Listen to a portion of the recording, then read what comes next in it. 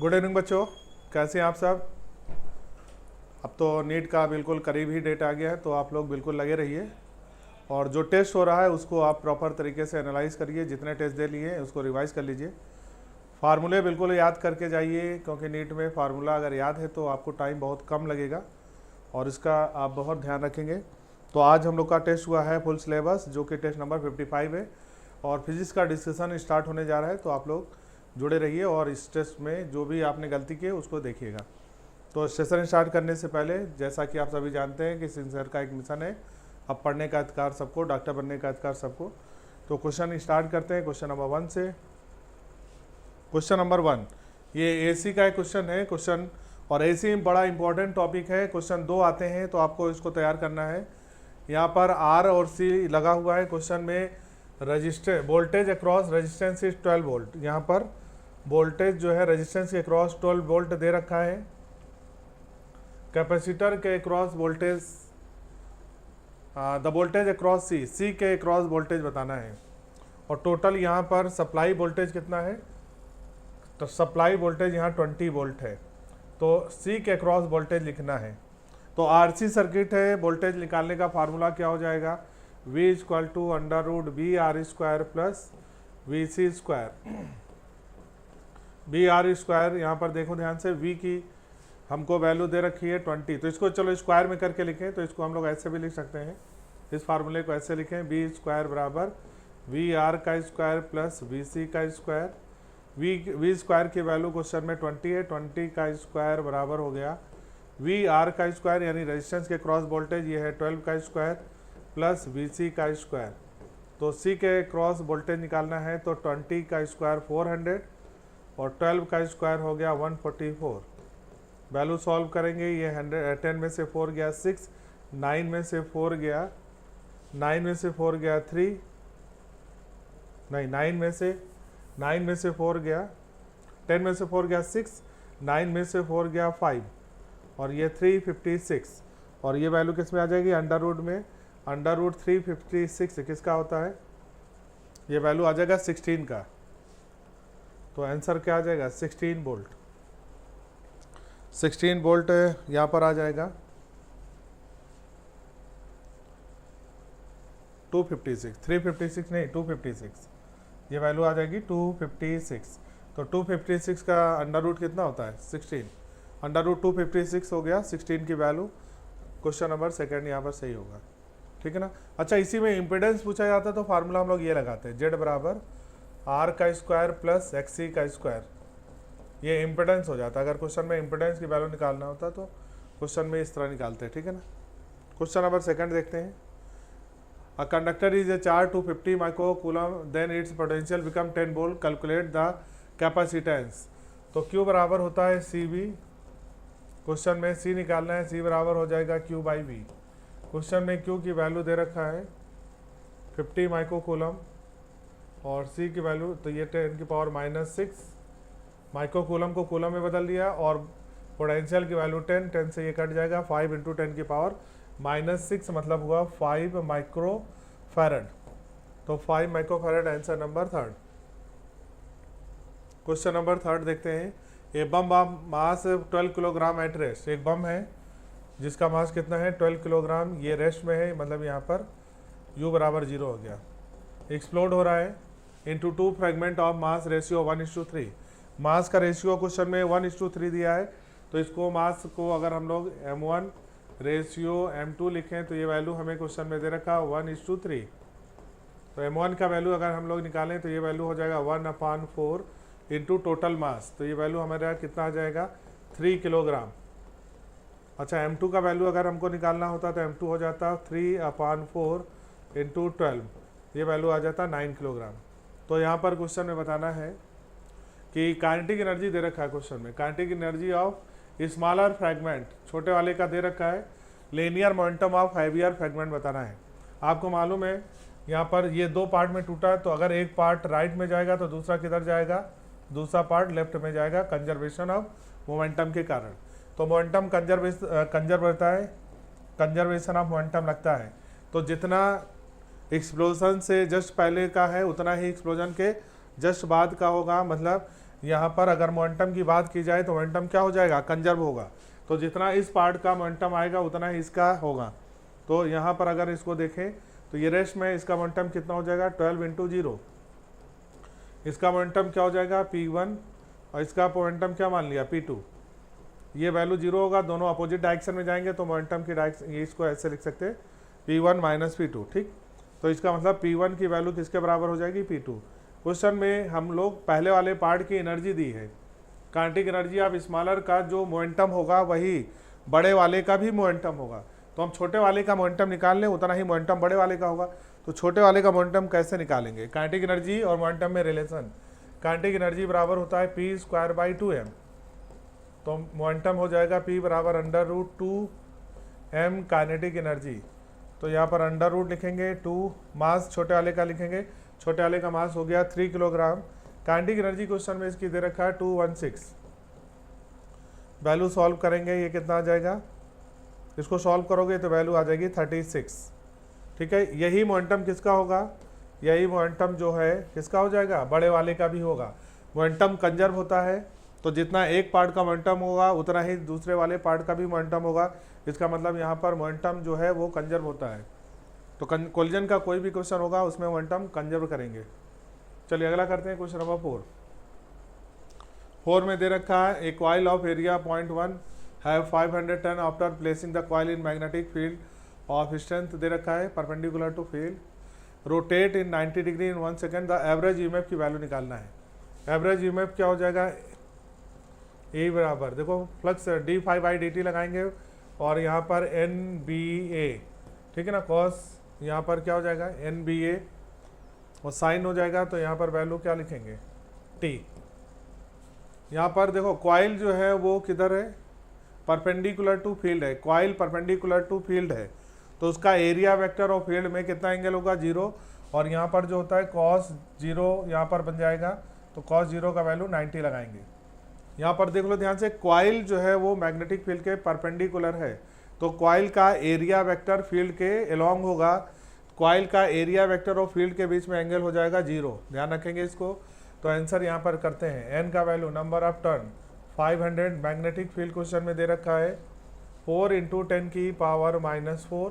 Area vector question में 0.1 है, question में टाइम की वैल्यू 0.1 है, 0.1 से 0.1 कट गया, 5 × 4 2, ये हो जाएगा 20,000 नहीं 2000 इंटू 10⁻⁻⁴ वैल्यू आ जाएगी वोल्ट में, तो ये आ जाएगा हमारा 0.2, तो 0.2 वोल्ट इसका आंसर हो जाएगा।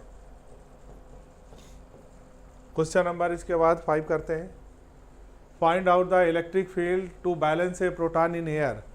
एयर में हमको बैलेंस कराना है किसी प्रोटॉन को, तो अगर एयर में देखें तो इसका वेट लगेगा नीचे और इसको बैलेंस कराने के लिए इसके ऊपर फोर्स लगाएंगे ऊपर की ओर। इसका मतलब हुआ फोर्स किधर लगाना पड़ेगा, ऊपर की ओर। डाउनवर्ड काट दो, ऊपर वाला फोर्स देखते हैं, F बराबर क्या हो जाएगा mg। चूंकि इस पे चार्ज है Q, प्रोटॉन पे चार्ज Q है, तो F का वैल्यू QE बराबर हो गया mg। क्वेश्चन में इलेक्ट्रिक फील्ड निकालना है तो E बराबर हो जाएगा mg/q। क्वेश्चन में प्रोटॉन का मास लिखेंगे 1.67 × 10⁻⁻27, g की वैल्यू 10 कर दिया, डिवाइडेड किया इससे किस यहाँ पर डिवाइड करेंगे चार्ज 1.6 × 10⁻⁻19 से, 1.6 से इसको लगभग काट दें, 10⁻⁻, ये हो जाएगा 26, 19 ऊपर जाके प्लस हो जाएगा, तो माइनस का 26 प्लस का 19, ये हो जाएगा हमारा प्लस का माइनस का 7, तो 10⁻⁻7 और किधर लगेगा, ऊपर की ओर, तो आंसर होगा 3rd। क्वेश्चन नंबर 6 देखते हैं, there is a uniform field of E in X direction. Electric field X direction में है, तो ये हमारी इलेक्ट्रिक फील्ड की डायरेक्शन हो गई। और if work done on a moving charge 0.2 coulomb through distance of 2 meter along the line making angle 60। X axis से 60 डिग्री एंगल पे एक यहाँ पर कितना चल रहा है, 2 मीटर डिस्टेंस, 2 मीटर चल रहा है एक चार्ज, जो कि कितना कूलम का है, 0.2 कूलम का एक चार्ज इधर चल रहा है, ठीक है ना। क्वेश्चन में बताना है कितना वर्क हुआ, 4 joule. What is the value of E, तो वर्क डन बराबर होता है फोर्स इंटू डिस्प्लेसमेंट। क्वेश्चन में वर्क डन की वैल्यू 4 है। फोर्स कितना लगेगा, इलेक्ट्रिक फील्ड इधर तो इस डायरेक्शन में फोर्स हो जाएगा क्यू ई कॉस 60। तो फोर्स की वैल्यू हम लोग क्या लिखेंगे, क्यू ई कॉस 60 और डिस्प्लेसमेंट कितना ले रहे हैं 2, तो 2 मीटर का डिस्प्लेसमेंट है। चार्ज की वैल्यू क्वेश्चन में गिवन है 2, इलेक्ट्रिक फील्ड निकालना है, कॉस 60 का वैल्यू 1/2 इंटू डिस्टेंस 2 से 2 कट गया, ये 4 है, 2 से ये कट जाएगा, इलेक्ट्रिक फील्ड आ जाएगा 2 और यहाँ पर चार्ज की वैल्यू 0.2 है, तो ये 0.2 हो जाएगा, तो ये कितना हो जाएगा, ये 40 यानी 20। इलेक्ट्रिक फील्ड कितनी आ जाएगी 20 न्यूटन पर कूलम, इसका आंसर आ जाएगा। ठीक है, अगला करते हैं question number 7। The length and breadth of rectangle दे रखा है क्वेश्चन में, कैलकुलेट एरिया। एरिया होता है लेंथ इंटू ब्रेड्थ, तो यहाँ पर एयर कितना हो जाए, लेंथ कितना है 5.5, एरिया इसका ब्रेड्थ हो गया 2.5, ये लगभग सॉल्व करोगे तो लगभग 14 आ जाएगा मीटर सेंटीमीटर स्क्वायर, तो ए की वैल्यू आ गई। अब इसमें एब्सोल्यूट एरर निकालना होता है। एब्सोल्यूट एरर कैसे निकालेंगे, डेल्टा ए बाई ए बराबर क्या लिखते हैं, delta L by L plus delta B by B. चलो वैल्यू यहाँ पे रखें, delta L by L, delta L की वैल्यू है क्वेश्चन में 0.1, ये वैल्यू हो गया 5.5 प्लस डेल्टा वी की वैल्यू निकालेंगे 0.1 अपॉन 2.5, ये हमारा रिलेटिव एरर आ गया। तो डेल्टा ए निकालना है एब्सोल्यूट एरर, तो इसमें किससे मल्टीप्लाई करेंगे, ए से। ए का वैल्यू कितना है 14, इसको सॉल्व करेंगे तो ये वैल्यू कितना आ जाएगा, पॉइंट से पॉइंट हट जाएगा, तो इसको सॉल्व करेंगे तो ये वैल्यू आ जाएगा लगभग 0.8। ठीक है ना, तो इसका मतलब रीडिंग क्या आ जाएगा, ए की जो रीडिंग लिखी जाएगी वो 14 प्लस माइनस 0.8, ये वैल्यू लिखी जाएगी। तो ऑप्शन चेक कर लेते हैं, तो ऑप्शन नंबर 2, तो आंसर जो आ जाएगा हमारा क्वेश्चन नंबर 7 में देख लेते हैं, आंसर जो आया है वो 2 आ जाएगा। ठीक है, क्वेश्चन नंबर 8 करते हैं। इक्वेशन ऑफ मोशन दे रखा है, व्हाट इज द रेंज। अगर इक्वेशन में ये वैल्यू दे रखा है, अगर इसको देखें y12x माइनस 3/4x स्क्वायर लिखा है, तो ये इसको ऐसे भी लिख सकते हैं, y बराबर ax माइनस bx स्क्वायर अगर है, y बराबर ax माइनस bx स्क्वायर है, तो यहाँ से angle of projection tan theta की वैल्यू क्या होती है भाई a, और रेंज की वैल्यू अगर पूछा जाए तो a/b होता है। तो अगर इससे कंपेयर करें इस फार्मूले में, तो यहाँ पर 12 जो हो गया हमारा a है, a की जगह 12 करेंगे और b की जगह पर हम लोग 3/4 करेंगे, 4 ऊपर चला जाएगा, तो ये वैल्यू आ जाएगा 4 इंटू 4 यानी 16, आंसर आ जाएगा 16 मीटर। क्वेश्चन नंबर 9 करेंगे। A proton enter in a magnetic field 1 tesla with velocity 2.5 into 10⁷ metre per second, angle of 30 degree with the field, the magnetic force. तो फोर्स जो लगता है वो क्या लगता है, q v B sine theta. तो यहाँ पर वैल्यू रखते हैं, चार्ज की वैल्यू क्वेश्चन में दे रखा है, magnetic force on proton, proton पे चार्ज होता है 1.6 इंटू 10⁻19। क्वेश्चन में वेलोसिटी की वैल्यू दे रखा है 2.5 इंटू 10⁷। क्वेश्चन में मैग्नेटिक फील्ड की वैल्यू दिया है 1 और साइन 30 की वैल्यू हो जाएगी √3/2, नहीं साइन 30 है 1/2। तो यहाँ से सॉल्व करते हैं, ये वैल्यू हो जाएगा 0.8 हो गया। ठीक है ना, तो इसको सॉल्व करते हैं, पॉइंट ये हो गया 200 और 200 का मतलब 2 इंटू 10⁻19 में से 7 गया, तो माइनस का 12, तो 2 इंटू 10⁻12 आंसर नंबर हो जाएगा 2। तो चलिए 10वां क्वेश्चन, ये देखिए, इसमें एक ये मैग्नेटिक फील्ड है जिसकी विड्थ डी हुई है।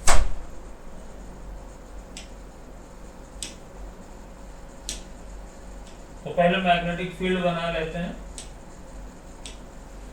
बहुत अच्छा क्वेश्चन है, बहुत सिंपल क्वेश्चन है। ये मैग्नेटिक फील्ड की विड्थ डी है, सिर्फ यहीं तक मैग्नेटिक फील्ड है, उसके पहले नहीं है, उसके बाद भी नहीं है। और यहां से एक चार्ज पार्टिकल इधर से v वेलोसिटी से फेंका गया है और मैग्नेटिक फील्ड हमारे पास इनवर्ड है।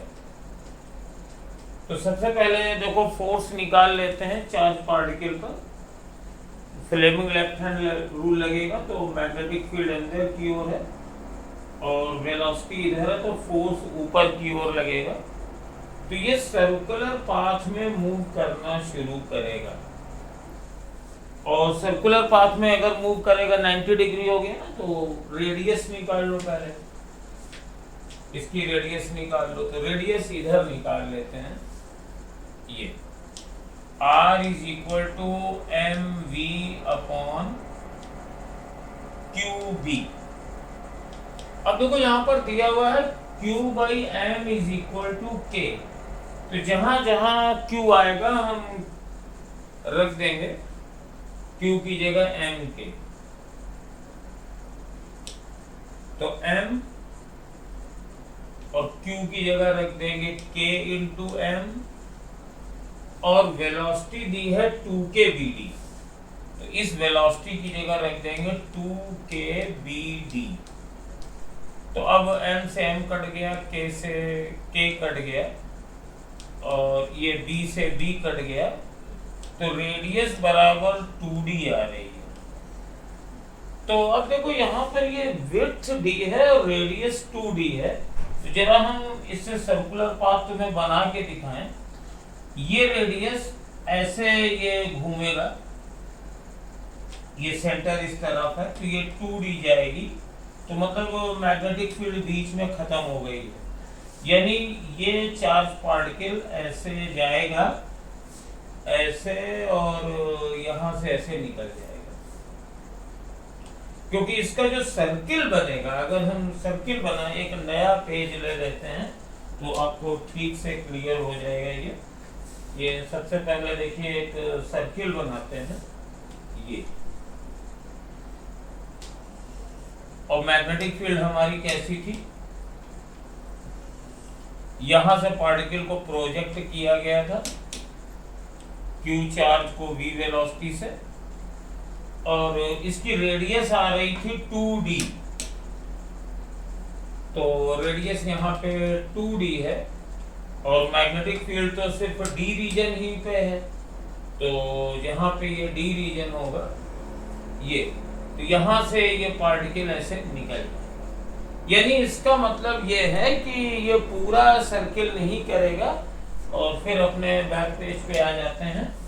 तो ये यहाँ से निकल रहा है, यहाँ पे वेलोसिटी V थी, यहाँ पे वेलोसिटी V थी और ये वाली भी वेलोसिटी V है।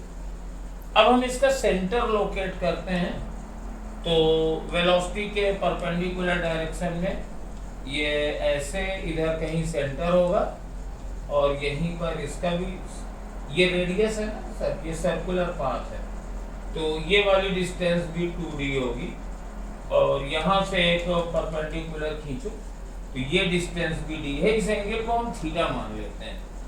तो थीटा कितना है ये निकाल लो। तो थीटा बड़ा सिंपल है, थीटा बराबर अगर इस ट्रायंगल को हम कंसीडर करें तो ये तो रेडियस है 2D, ये सेंटर आ गया है और ये है D, तो sine theta is equal to D upon 2D।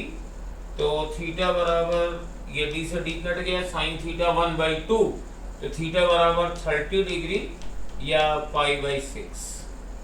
अब तुम्हें निकालना है कि इस पाथ पर चलने में पार्टिकल को टाइम कितना लगा।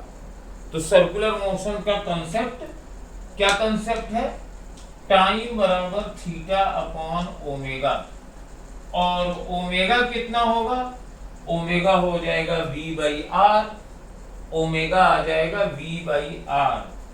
तो थीटा है हमारे पास π/6 और ओमेगा है V दिया हुआ था, ये V/R हमने ऊपर कर लिया। अब यहाँ सारी वैल्यूज रख दे रहे हैं। π/6 वेलोसिटी थी 2k BD और रेडियस आई थी 2D, तो 2D से 2D कैंसिल हो गया, तो π/6 KB ये यहाँ से यहाँ तक इसको जाने में टाइम लगेगा, और यही वो टाइम है जिसमें कि पार्टिकल मैग्नेटिक फील्ड में रहा है। सेकंड वाला आंसर है। ये पार्शियल मैग्नेटिक फील्ड का क्वेश्चन है, तो उम्मीद है आप लोग समझ गए होंगे। The magnetic moment of magnet of 75 gram is 9 into 10 की power minus 7. If the density of material of magnet is 7.5, intensity of magnetization, intensity of magnetization जिसको हम लोग क्या बोलते हैं, I, ये होता है हमारा मैग्नेटिक मोमेंट पर यूनिट वॉल्यूम। मैग्नेटिक मोमेंट पर यूनिट वॉल्यूम। क्वेश्चन में मैग्नेटिक मोमेंट की वैल्यू कितना दे रखा है, 9 इंटू 10 की पावर माइनस 7। वॉल्यूम को हम लोग लिख सकते हैं mass upon density, mass upon density. तो ये वैल्यू हमारी हो जाएगी 9 10 की power minus 7।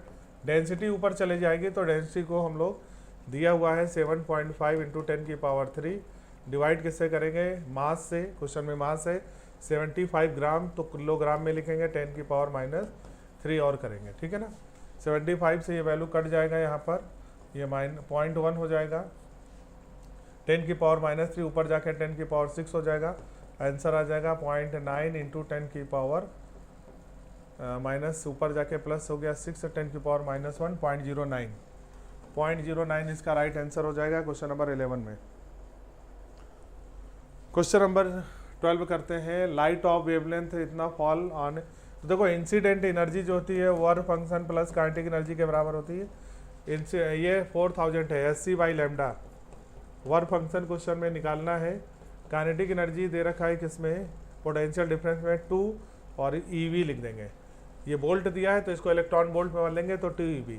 SC upon lambda, ये 4000 है तो SC की वैल्यू क्या हो जाएगी 12400, डिवाइड किससे करेंगे 4000 से।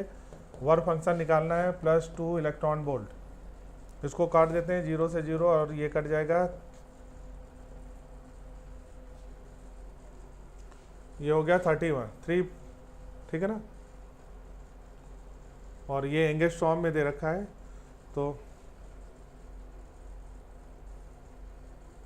और ये 4000 है, इसको लिखेंगे 12400, डिवाइड किससे करना है 4000 से। तो 4000 से इसको डिवाइड करेंगे, 1 2 0 कट गया, और ये कितना हो गया 3.1, तो 3.1 हो गया। तो work function equal to 3.1 minus 2 कितना आ जाएगा 1.1 इलेक्ट्रॉन वोल्ट। तो आंसर हो जाएगा पहला।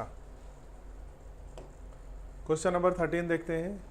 अब इसको याद रखना है कौन सा nuclear reaction source of energy है। सोर्स ऑफ एनर्जी जो होता है न्यूक्लियर फ्यूजन रिएक्शन होता है। और न्यूक्लियर फ्यूजन में आपको मालूम है हाइड्रोजन जो है मिलके वो हीलियम बनाएगा, हीलियम से ही फिर यहाँ पर बनेगा हमारा कौन सा 2He4। तो ये वाली रिएक्शन आपको याद रखनी है। क्वेश्चन नंबर 14 करते हैं। When an electron in a hydrogen atom is excited from its 4th to 5th stationary orbit, the change in angular momentum, change in angular momentum निकालना है तो ये लिखेंगे L final minus L initial. NH अपान होता है तो H अपान 2 pi common ले लो और किससे घटा देंगे 5 माइनस 4। एंगुलर मोमेंटम का फार्मूला होता है NH अपान 2 पाई। चलो N का वैल्यू या H का वैल्यू 6.6, 10 की पावर माइनस 34, डिवाइड करेंगे 2 पाई से, 2 पाई की वैल्यू 3.14, 5 माइनस 4 करेंगे तो वैल्यू 1 आ जाएगा। सॉल्व करते हैं लगभग ये कट जाएगा तो 10 की पावर 1 इंटू 10 की पावर माइनस 34 आंसर आएगा। तीसरा आंसर सही होगा।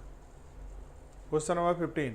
Radius of capillary is 2 into 10 की power minus 3, water of weight दे रखा है और remain in the capillary. Surface tension निकालना है, यानी जो देखो सरफेस टेंशन होता है फोर्स अपॉन L और L की वैल्यू यहाँ पर 2 पाई आर रखेंगे तो force upon 2 pi r capillary में। तो यहाँ पर फोर्स की वैल्यू क्या हो जाएगी F equal to 2 pi R into surface tension. Force की वैल्यू वेट के बराबर कर देंगे mg और यहाँ पर वेट कितना है W, तो 6.2 इंटू 10 की पावर माइनस 4 बराबर क्या लिखोगे 2 पाई इंटू आर। आर की वैल्यू क्वेश्चन में दिया है 2 इंटू 10 की पावर माइनस 3। सरफेस टेंशन निकालना है तो अगर 2 पाई को देखें तो ये वैल्यू लगभग कट जाएगी और ये 2 बचेगा, तो ये s हो गया 1/2 यानी 0.5, 10 की पावर -4, ये -3 ऊपर जाके प्लस, तो 10 की पावर -1 यानी आंसर हो जाएगा 0.05। टेंशन यहाँ पर सरफेस टेंशन न्यूटन पर मीटर। 0.05 को क्या लिख सकते हैं, 5 × 10 की power -2, answer number second. Question number 16 देखते हैं। A man run toward the stationary plane mirror. एक मैन है, वो ये प्लेन मिरर है, मैन जो है इधर दौड़ रहा है, इसकी तरफ दौड़ रहा है, विद स्पीड कितना है 15 मीटर पर सेकेंड से दौड़ रहा है। इधर बताना है इसकी इमेज, इस मैन की image with respect to mirror, speed of image with respect to mirror. Mirror state क्या है, मिरर रेस्ट में है, तो लिखेंगे क्या, velocity of image with respect to mirror. तो ये क्या हो गया, वेलोसिटी ऑफ इमेज। अच्छा अब ये इधर जाएगा, तो उसको अगर ये इधर जाता तो क्या लिखेंगे, minus velocity of mirror. Mirror तो कांस्टेंट है, वो तो चल ही नहीं रहा है, तो इमेज की वेलोसिटी क्या हो जाएगी, जो इसकी वैल्यू दे रखा है, इमेज की velocity with respect to mirror निकालेंगे। तो यहाँ पर इमेज जो है, मैन की वेलोसिटी कितनी है 15, और ये वैल्यू क्या हो जाएगी 0, आंसर क्या हो जाएगा 15। तो आंसर इसमें 15 मीटर पर सेकंड से उसको अपनी दिखेगा मिरर के रिस्पेक्ट में। Speed of image with respect to mirror. अच्छा यही क्वेश्चन होता है इमेज की speed of image with respect to man, तब आंसर डबल हो जाता है। यानी कि अगर मैन दौड़ते हुए मिरर को देखे तो उसको अपनी स्पीड अपने की डबल दिखाई पड़ेगी। तो velocity of image with respect to man पूछा जाता है, तो यहाँ पर आंसर डबल हो जाता है, क्योंकि यहाँ पर क्या भी लिखते हैं, जितना जाता उतना ही लौटता, तो आंसर डबल हो जाता। तो आंसर तब 30 आता। तो ये जो 30 दिया है, ये velocity of image with respect to man होता तो आंसर आता। यहाँ पर मिरर के रिस्पेक्ट में पूछा है, तो मिरर के रिस्पेक्ट में उतना ही रहेगा जितने से वो दौड़ रहा है, बस डायरेक्शन अपोजिट हो जाएगी। मैन इधर जा रहा है तो इमेज की स्पीड इधर दिखाई पड़ेगी। Question number 17, the magnifying power of astronomical telescope. L की वैल्यू यहाँ पर FO + FE होता है, और ये वैल्यू क्वेश्चन में कितना दे रखा है 54। मैग्निफिकेशन टेलीस्कोप में FO/FE होता है, ये वैल्यू क्वेश्चन में दे रखा है 8। यहाँ से देखो तो FO की वैल्यू हो गया 8 FE। इस वैल्यू को उठा के यहाँ पे रख दो, इस वैल्यू को इसमें रखेंगे तो FO की वैल्यू 8 FE हो गया, 8 FE + FE, यानी कि आंसर हो गया 8 FE + FE, ये हो गया हमारा 54। तो FE की वैल्यू क्या हो गया 6, FE की वैल्यू 6 हो गया, तो FO की वैल्यू क्या हो जाएगा 8 × 6, 8 × 6 ये हमारा हो जाएगा 48। तो FE की वैल्यू 6, FO की वैल्यू 48। पहले कौन सा निकालना है, पहले I निकालना है, यानी कि FE की वैल्यू 6 और FO की value 48। Question number 18, 2 close organ pipe having length 20 and 20.5। तो यहाँ पर अगर हम लोग फ्रीक्वेंसी देखें तो फ्रीक्वेंसी हो गया V/क्लोज है ना 4L, यानी frequency inversely proportional to length. F1/F2 अगर देखें तो वैल्यू लिखेंगे L2/L1। क्वेश्चन में वैल्यू दे रखा है एक का 20, तो ये हो गया 20.5 डिवाइडेड बाई 20। ठीक है, ये वैल्यू क्या हो जाएगा 205 डिवाइडेड बाई 200।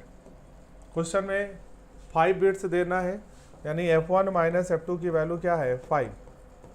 तो अगर दोनों फ्रीक्वेंसी को देखें तो 205 में से 200 घट गया तो 5 आ जाएगा। तो आंसर क्या आ जाएगा, फ्रीक्वेंसी की वैल्यू निकालनी थी तो फ्रीक्वेंसी क्या हो जाएगी, यहाँ पर देख लो 205 में से 200 घटाएंगे तो 5 आ जाएगा, इसका मतलब यही आंसर सही है 205 and 200। Question number 19, young double slit experiment light has a frequency. Question में फ्रीक्वेंसी दे रखा है 9 × 10 की पावर 14, ये फ्रीक्वेंसी दे रखा है। फ्रीक्वेंसी से हम लोग वेवलेंथ निकालेंगे, तो वेवलेंथ बराबर हो जाता है C/फ्रीक्वेंसी। C की वैल्यू 3 × 10 की पावर 8, फ्रीक्वेंसी की वैल्यू 9 × 10 की पावर 14। ये कट देंगे तो ये वैल्यू आ गया 1/3 × 10 की पावर 14, ऊपर के हो गया -14 और -14 + 8, ये हो जाएगा -6।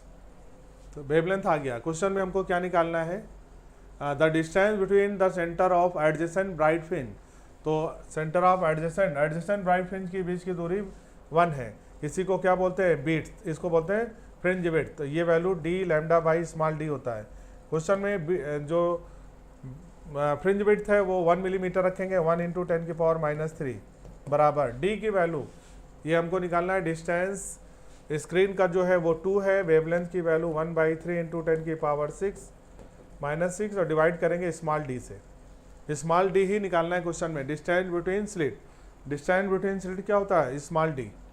सॉल्व करते हैं यहाँ पर, तो स्मॉल डी बराबर हो जाएगा 2/3, ये 10 की पावर -3 उधर जाके प्लस का तो -3 बचेगा, तो 2/3 इंटू 10 की पावर -3, तो 2/3 इंटू 10 की पावर -3 आंसर नंबर 4।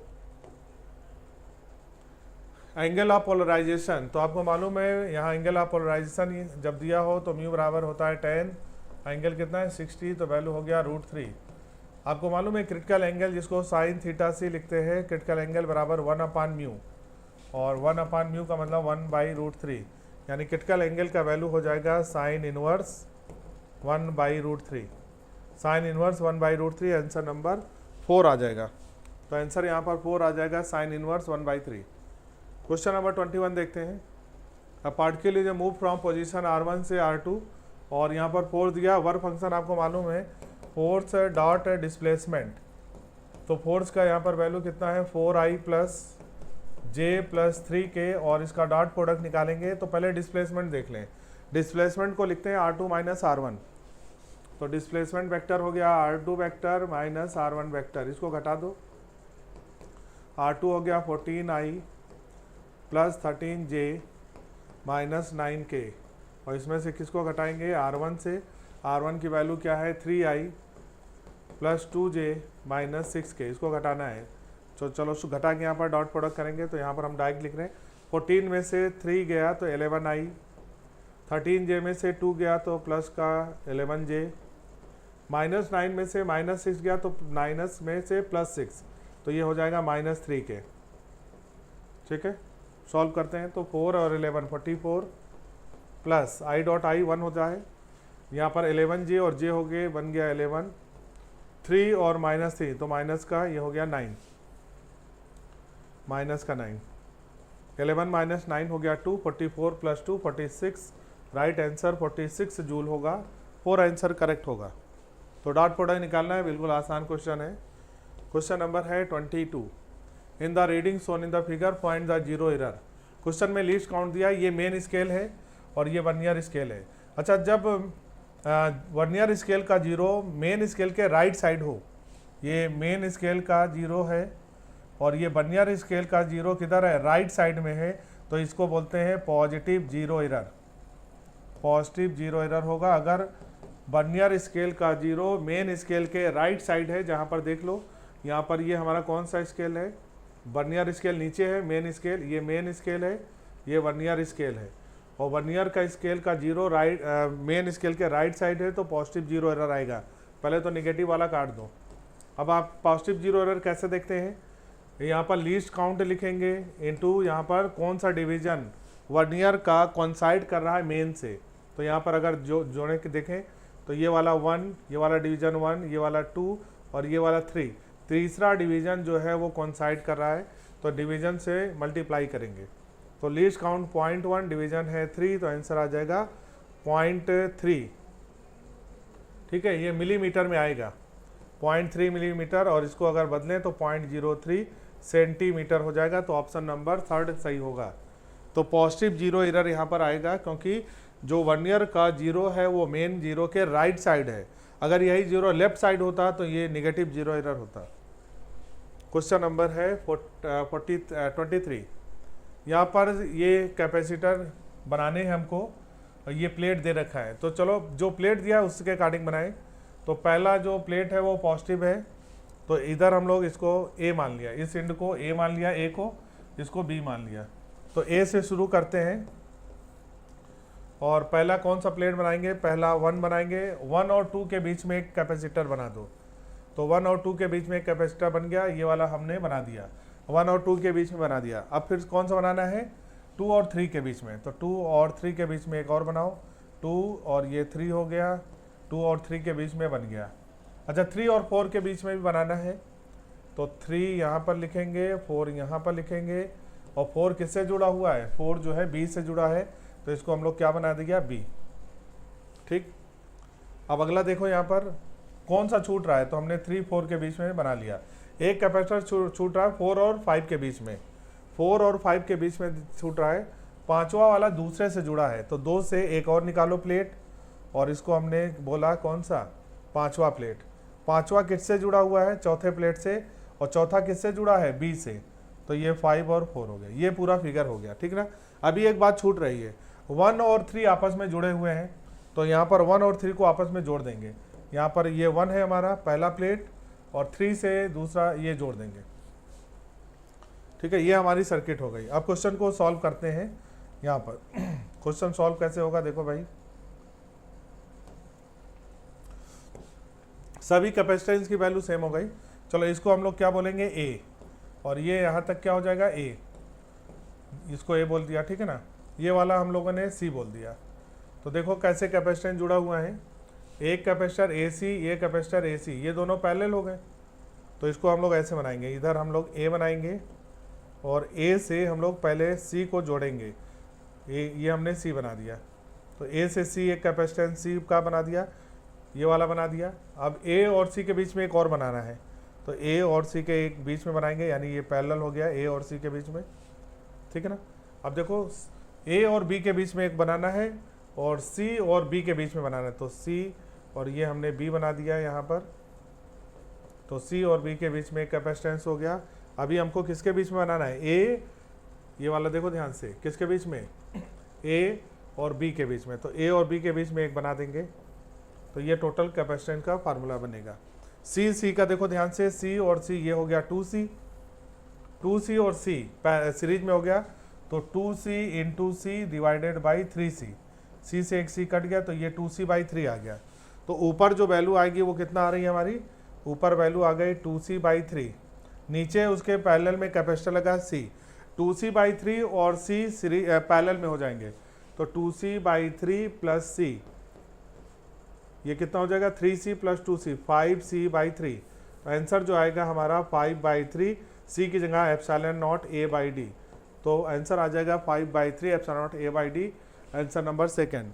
तो प्लेट में ये कंडीशन फुलफिल होनी चाहिए जो क्वेश्चन में दिया है, 1 और 3 जुड़ा होना चाहिए, और ये पॉजिटिव से जुड़ा है। पॉजिटिव को हमने क्या मान लिया, ए, और बी को क्या मान लिया, निगेटिव, और यहाँ से हम लोग ऐसे सर्किट को बना देंगे। Question number 24, find the equivalent resistance between. अच्छा, जब इनफाइनाइट सर्किट दिया हो तो इसको कैसे सॉल्व करते हैं, तो जो रिपीटेड यूनिट है उसको वहाँ से कट कर दो, तो यहाँ से ये पूरी यूनिट रिपीट करेगी, इसको यहाँ से कट करके हटा दो। हमारे पास फार्मूला, ये सर्किट क्या बनेगी, एक ये सर्किट लगी है, एक यहाँ पर दूसरा लगा है, और एक यहाँ पर लगा है तीसरा। ये वाला R1 है, ये वाला R1 है, ये वैल्यू R2 है। क्वेश्चन में R1 का वैल्यू दे रखा है 1, ये वाला भी वैल्यू 1, और ये R2 का वैल्यू क्वेश्चन में है 4। अच्छा, जो हमने हटा दिया काट के, उसकी जगह एक कैपेसिटर की ब्रांच लगाना है, और उसको ऐसे लगाना है पैरेलल में, और कितनी वैल्यू का, इसको हमने मान लिया x। तो रिपीटेड यूनिट को हटा के यहाँ पर x का एक पैरेलल में लगा देंगे। अब इसको सॉल्व करना है। आप देखो x और 4 पैरेलल में है, तो ये हो जाएगा 4x/4 प्लस x, ये वाला रेजिस्टेंस, ये वाला रेजिस्टेंस, और ये आपस में सीरीज में है, तो ये जुड़ जाएगा किससे, 2 से। अच्छा, इसको किसके बराबर करेंगे, जो हमने यूनिट कट करके हटाई है उसकी जगह पर जो वैल्यू लिखी है कितनी है, x, तो रिजल्टेंट कितना आना चाहिए, x के बराबर आना चाहिए। चलो इसको सॉल्व करते हैं। तो ये वैल्यू क्या हो जाएगी, 4x/4 प्लस x, और ये 2 इधर ले जाएंगे, तो ये हो जाएगा x माइनस 2। चलो इसको थोड़ा सा सॉल्व करेंगे, क्रॉस मल्टीप्लिकेशन करेंगे, तो वैल्यू आ जाएगी हमारी 4x बराबर, इसको कैलकुलेट करेंगे, 4x माइनस का 8 प्लस x² माइनस का 2x, 4x से ये हट जाएगा, तो हमारे पास इक्वेशन बनी x² minus 2x minus 8 equal to 0। अब इसको सॉल्व करेंगे फैक्टर के मेथड से, तो x² minus 4x plus 2x minus 8 equal to 0 solve करेंगे, तो यहाँ पर x एलसीएम यहाँ कॉमन हो जाएगा, x माइनस 4, और यहाँ पर क्या कॉमन लेंगे 2, और यहाँ पर हो जाएगा x माइनस 4, यानी x यहाँ पर x प्लस 2 या x माइनस 4, तो x की वैल्यू किसके बराबर हो जाएगी 4। तो यहाँ रिजल्ट जो आ जाएगा वो 4 आ जाएगा। तो जब भी इनफाइनाइट सर्किट दिया हो तो ये हमारी मेन यूनिट, इसके बाद जो यूनिट रिपीट हो रही है उसको कट करके हटा दें और उसकी जगह पर हम लोग क्या लगाएंगे, एक x वैल्यू का पैरेलल में रेजिस्टेंस लगाएंगे। अब इस सर्किट को यहाँ पर रिजल्ट बनाएंगे तो जो वैल्यू कट किया है उसके इक्वल बराबर करेंगे, यानी कि x के बराबर यहाँ पर वैल्यू आनी चाहिए। Question number 25, when a current of 4 ampere, यहाँ पर एक बैटरी है, 4 एम्पियर की current from positive to negative in, तो करंट पॉजिटिव से नेगेटिव इन की तरफ जा रही है 4 एम्पियर की करंट, और यहाँ पर जो बैटरी का पोटेंशियल डिफरेंस है अक्रॉस द बैटरी, इसका ईएमएफ ई है, इंटरनल रेजिस्टेंस आर है। तो ये कितना दिया है, इसको लिखेंगे V बराबर ई प्लस आई आर, ठीक है ना। V की वैल्यू यहाँ पर 12 दे रखा है क्वेश्चन में, E प्लस आई क्वेश्चन में 4 है, R की वैल्यू, तो ये पहला इक्वेशन बन गया। दूसरा बोला गया है the potential difference across the battery is 9 volt when current of 2 ampere flows within the battery from its negative to positive. जब नेगेटिव टू पॉजिटिव है, मतलब ये अगर फिर से फिगर बनाए तो ये जब नेगेटिव से पॉजिटिव की तरफ जा रहा है, मतलब करंट ऐसे जा रहा है, नेगेटिव से पॉजिटिव की तरफ जा रहा है, तो करंट कितना है 2 एम्पियर। और इसको बोलेंगे क्या, जब नेगेटिव से पॉजिटिव की तरफ जाता है जिसको बोलते हैं डिस्चार्जिंग। इक्वेशन लगाते हैं B बराबर E माइनस आई आर। यहाँ पर वोल्टेज की वैल्यू पोटेंशियल डिफरेंस 9 है, बराबर हो गया E माइनस 2 इंटू आर। तो दो इक्वेशन हमारे पास बन गई।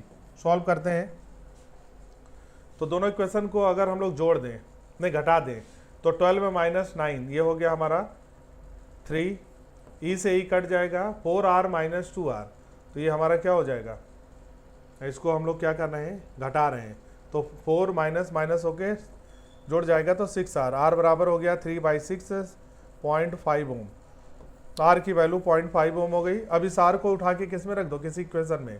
चलो पहली इक्वेशन में रखते हैं 12 बराबर E प्लस 4, R की वैल्यू 0.5, तो यहाँ से ये हो जाएगा 2, तो E की वैल्यू आ जाएगा 10, तो आंसर इसका आ जाएगा 10। तो ईएमएफ की वैल्यू 10 और R की वैल्यू 0.5, आंसर नंबर 3rd। तो ये था करेक्ट आंसर नंबर 25 का 3rd ऑप्शन, ठीक है ना। इसके आगे का आपको पार्ट कराएंगे RD सर। और एक क्वेश्चन इसमें छूट गया है, क्वेश्चन नंबर शायद वो था 9 या 10, तो वो आपको RD सर करा देंगे। Thank you so much.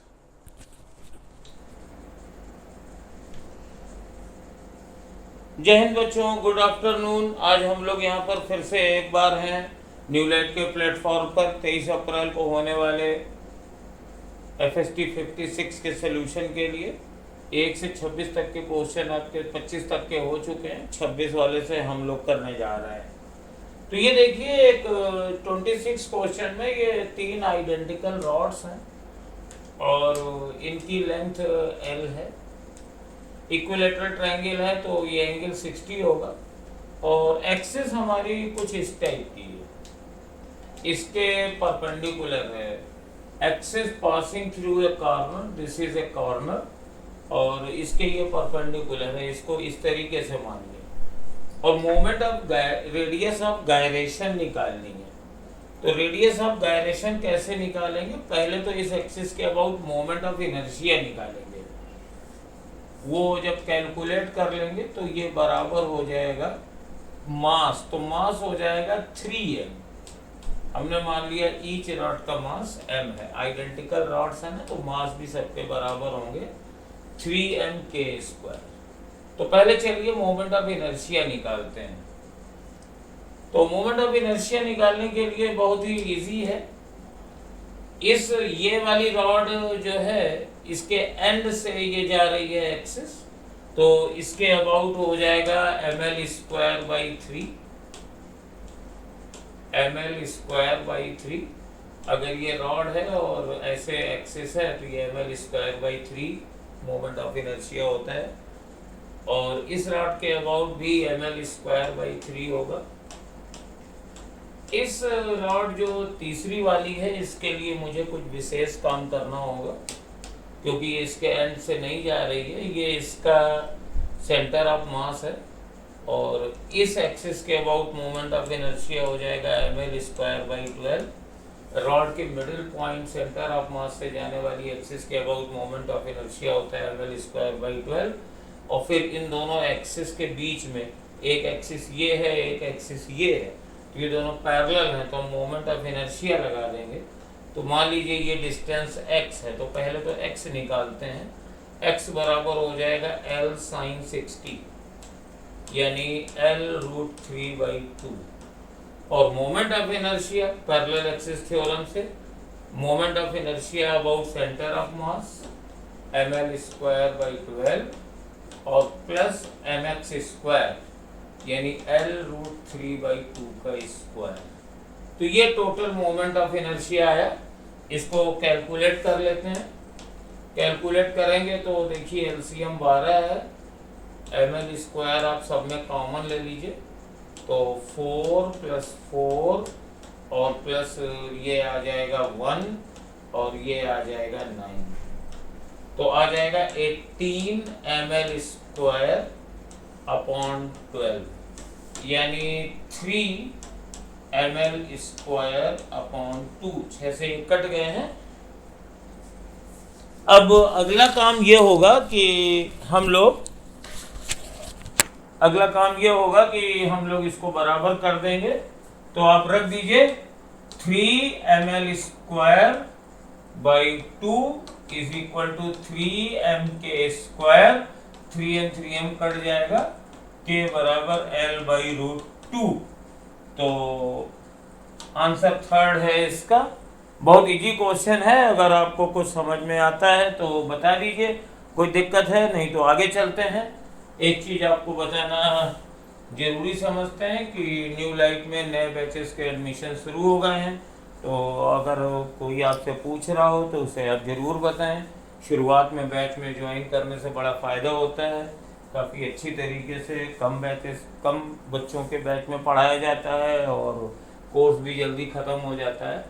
चलिए नेक्स्ट क्वेश्चन पे आते हैं। 27 truth table of 4 NAND gates as shown in the figure हमें बनाना है। तो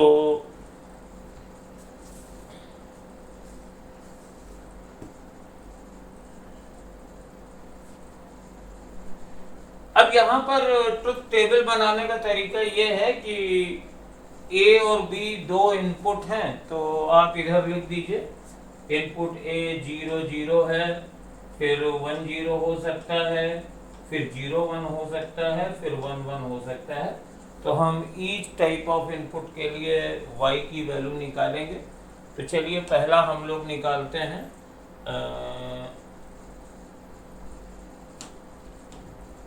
0 0 से। तो सपोज A भी 0 है और B भी 0 है। तो अब देखिए ये A यहाँ से डायरेक्ट जाएगा 0, B यहाँ से जाएगा डायरेक्ट 0, और ये 0 0 है, ये NAND गेट है, तो ये 1 हो जाएगा। अगर यहाँ पे भी 0 आया, यहाँ पे भी 0 आया, ये A आ रहा है, ये B आ रहा है, तो इधर 1 आएगा। अब इस NAND गेट में पहुंचा 0 और 1, तो इसका 1 आएगा। यहाँ पे भी आया 0 और 1, तो इसका 1 आएगा। और जब ये दोनों 1 1 आए तो ये 0 आ जाएगा। यानी कि जब 0 0 है तो ये 0 ही आना है। तो ये पहला हो गया। पॉज करके देख लीजिए, क्योंकि जब सेकंड के लिए निकालेंगे, चलिए सेकंड हम दूसरे कलर से लिख देते हैं। सपोज ये अब 0 है, ये 1 है और ये 0 है, तो यहाँ पे भी 1 आएगा, 0 आएगा। तो 1 और 0 का एंड होता है 0, तो ये 1 ही आना है। लेकिन यहाँ पे 1 आएगा और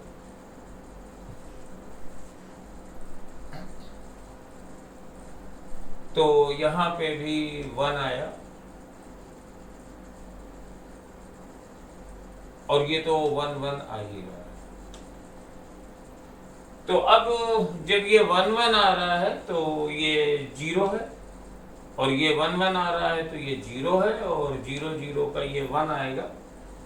तो ये सारे गेट की प्रॉपर्टीज से हैं। तो 1 0 पे आंसर 1 आ रहा है, तो 1 0 पे आंसर 1 आ रहा है, तो हमने 1 लिख दिया।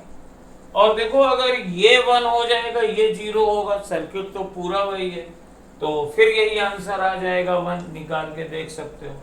और जब 1 1 आएगा तो आप देख लीजिए, मान लीजिए ये 1 1 आ रहा है, तो 1 1 आने के केस में ये 1 जाएगा, ये 1 जाएगा, ये 1 जाएगा, ये भी 1 जाएगा, ये 1 1 का 0 आ जाएगा, तो ये 0 हो गया, और ये भी 0 आ गया, ये 1 आ गया, 1 आ गया, ये 0 आ गया, तो 1 1 पे ये फिर 0 आ रहा है। तो ये इसको एक्सॉर गेट कहते हैं। अब एनसीईआरटी के सिलेबस में ये नहीं है, पहले था, लेकिन अगर हम मैच कराएं तो 0 0 0 0 1 और 1 0 दोनों 1 और ये 1 है, तो ये सेकेंड वाली ट्रुथ टेबल इसकी आ रही है। इसको हम लोग एक्सॉर गेट कहते हैं। एनसीईआरटी की पुरानी किताबों में ये गेट था, नई वाली में तो खैर लॉजिक गेट्स हैं ही नहीं, लेकिन एनटीए के सिलेबस में है, नाम नहीं है, ट्रुथ टेबल तो किसी भी गेट की बनाई जा सकती है। अब देखिए ये क्वेश्चन नंबर 28 है, ये थर्मोडायनेमिक प्रोसेस की प्रॉपर्टीज है।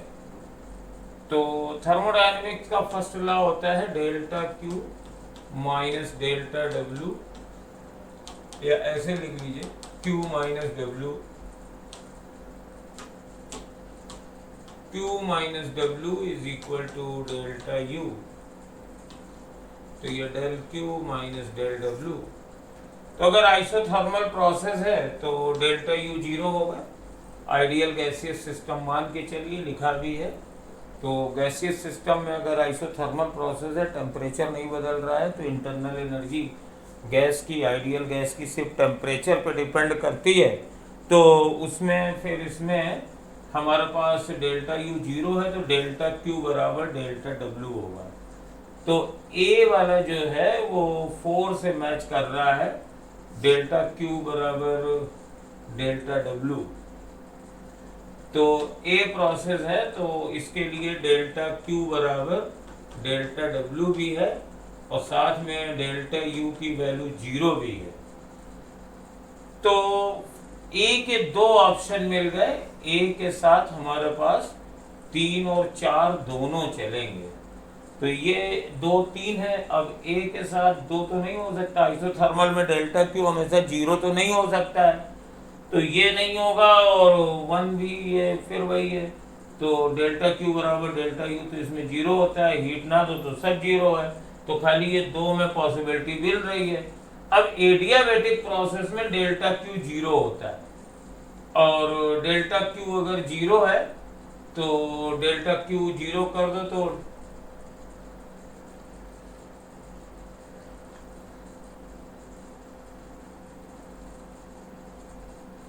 तो खाली ये सेकंड वाला है, क्योंकि ये नहीं होगा। अगर एडियाबैटिक प्रोसेस है, डेल्टा Q इसमें 0 है, तो डेल्टा U बराबर माइनस डेल्टा W होगा, वो कहीं दिया नहीं है। तो B के साथ खाली 2 होगा। तो यहाँ तो 2 ही पॉसिबल थे, और B के साथ 1 हो नहीं सकता है, तो 2 है। ये थर्ड आंसर मेरा आ गया है इसका। और लेकिन तब भी बाकी देखते हैं। आइसोकोरिक प्रोसेस में डेल्टा W 0 होता है, तो डेल्टा Q बराबर डेल्टा U होगा, तो C वाला 1 के साथ जाएगा। और साइक्लिक प्रोसेस में डेल्टा U 0 होता है, ये पाथ फंक्शन है, तो ये 3 रहेगा, और डेल्टा Q बराबर डेल्टा W फिर हो जाएगा। तो आंसर इसका थर्ड है 28 का। काफ़ी इजी क्वेश्चन था, और इसमें आपको प्रोसेस की सारी प्रॉपर्टीज मालूम होंगी, तो आप लोग कर लेंगे। अब देखिए question number 29। If a particle moves with acceleration, then which of the following can remain constant. तो एक्सेलरेशन तो है, और एक्सेलरेशन ही होता है dv/dt, और आप मालूम है कि वेलोसिटी एक वेक्टर क्वांटिटी है। तो इसका डायरेक्शन भी चेंज हो सकता है, मैग्नीट्यूड भी चेंज हो सकता है। तो कांस्टेंट तभी मानी जाएगी जब दोनों ही चीजें ना बदलें। तो अगर दोनों ही चीजें नहीं बदलेंगी तो ए जीरो हो जाएगा, लेकिन एक्सेलरेशन है जीरो नहीं है, तो वेलोसिटी तो कांस्टेंट नहीं हो सकती है। If acceleration is not zero, तो या तो मैग्नीट्यूड बदलेगा या डायरेक्शन बदलेगा या दोनों बदलेंगे, तो वेलोसिटी तो कांस्टेंट नहीं रह सकती है। लेकिन स्पीड कांस्टेंट रह सकती है। देखो एक फंडा बताते हैं कि जैसे मान लो ये वेलोसिटी है और तुमने इसका एक एक्सेलरेशन लगा दिया, ये एक्सेलरेशन है। तो इस एक्सेलरेशन के दो कंपोनेंट कर दो, एक वेलोसिटी की डायरेक्शन में, इसको हम टेंजेंशियल कंपोनेंट कहते हैं, और एक वेलोसिटी के परपेंडिकुलर डायरेक्शन में। तो बेटा एक्सेलरेशन का वेलोसिटी की डायरेक्शन वाला कंपोनेंट ये स्पीड बढ़ाता है, मैग्नीट्यूड बढ़ाता है। अगर ये कंपोनेंट नहीं होगा तो स्पीड नहीं बढ़ेगी, स्पीड कांस्टेंट रहेगी। और ये वाला कंपोनेंट इसकी डायरेक्शन चेंज करता है। अगर ये कंपोनेंट नहीं रहेगा तो डायरेक्शन सेम रहेगी। तो जैसे मान लीजिए स्ट्रेट लाइन मोशन में ये वेलोसिटी होती है और एक्सेलरेशन इसी तरफ रहता है, तो डायरेक्शन यही बनी रहती है, वैल्यू बढ़ती जाती है या अपोजिट हो जाए तो घटती जाती है। रेडियस वेक्टर की ओरिएंटेशन चेंज नहीं होती है क्योंकि नॉर्मल कंपोनेंट जीरो है। और अगर यूनिफॉर्म सर्कुलर मोशन लेते हैं तो इसमें खाली ये नॉर्मल वाला कंपोनेंट रहता है, इस डायरेक्शन का टेंजेंशियल एक्सेलरेशन जीरो होता है। तो स्पीड कांस्टेंट रहती है और इस डायरेक्शन सिर्फ बदलती है। इनफैक्ट किसी भी पाथ पर अगर एक्सेलरेशन की वैल्यू हमेशा वेलोसिटी के परपेंडिकुलर हो तो स्पीड नहीं बदलेगी, सिर्फ डायरेक्शन बदलेगी।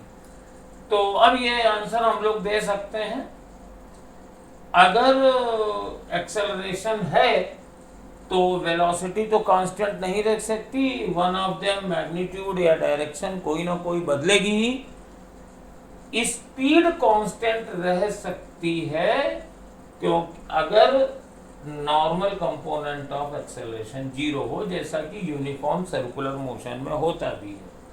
तो स्पीड में रिमेन कांस्टेंट और इसकी कंडीशन ये है, acceleration is always perpendicular to velocity, जैसा कि यूनिफॉर्म सर्कुलर मोशन इसका एक एग्जांपल है। इससे आप समझ भी सकते हैं इसमें यही होता है। तो इसका आंसर हम लोग देंगे only the speed, only the speed.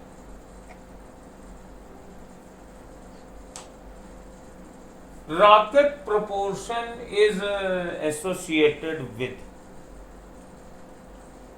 तो रॉकेट प्रोपोर्शन में क्या होता है कि यहाँ पे ये हमारे पास रॉकेट है, यहाँ से गैस जेट निकलती है और जब ये गैस जेट निकलती है तो इस पे ये थ्रस्ट लगता है, उससे ये रॉकेट आगे बढ़ता है। तो एंगुलर मोमेंटम तो कहीं पिक्चर में आया ही नहीं, टॉर्क वगैरह नहीं ले रहे हैं। मास कंजर्व है नहीं क्योंकि गैस लगातार बाहर निकल रही है, तो इस सिस्टम का मास भी चेंज हो रहा है, तो ये भी नहीं है। कंजर्वेशन ऑफ मैकेनिकल एनर्जी लगेगी नहीं क्योंकि बाकी सब फोर्स होते हैं, इसका रॉकेट के मोशन से कुछ लेना देना नहीं है। Newton third law of motion, जितना ये फोर्स रॉकेट पे लगाता है गैस जेट उस पे लगाती है, इसी से ये रॉकेट प्रोपोर्शन होता है। बहुत बढ़िया क्वेश्चन है थ्योरी का। कभी कभी इसको हम कंजर्वेशन ऑफ मोमेंटम से भी कर सकते हैं, तो वो भी इसका आंसर होगा।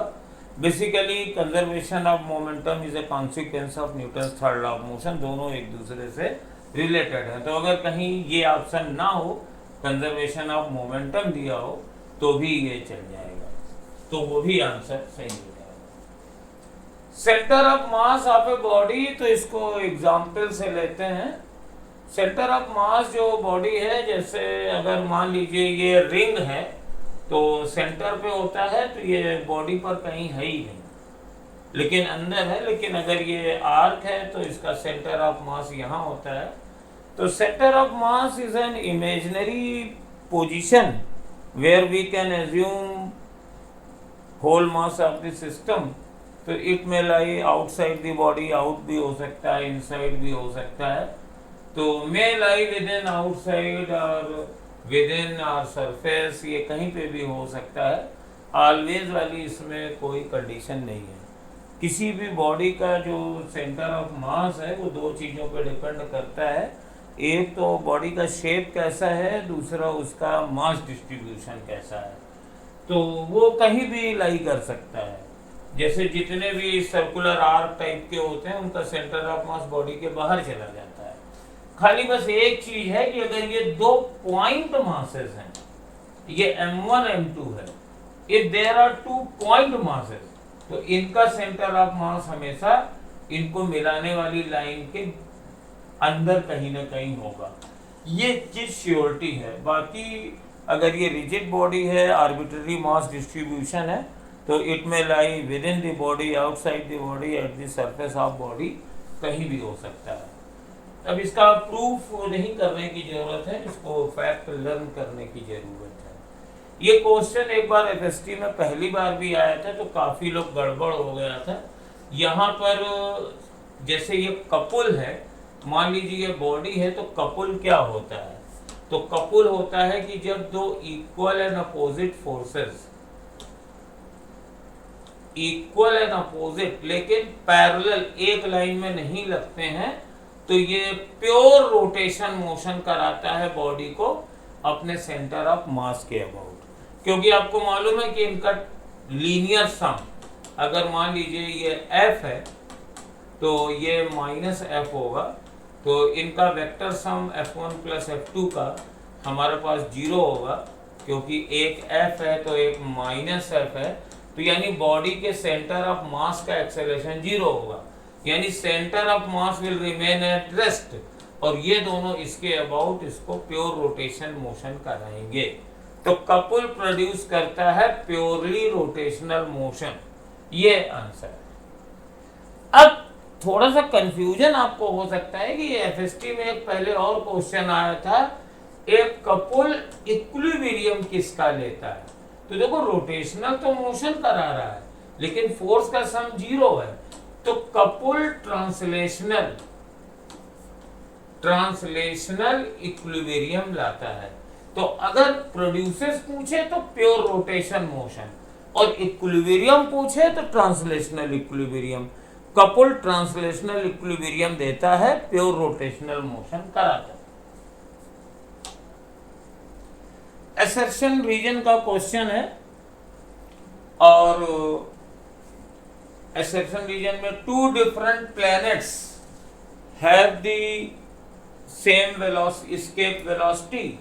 तो एस्केप वेलोसिटी का फॉर्मूला किसी प्लैनेट से हम जानते हैं, √g/2gm/r है।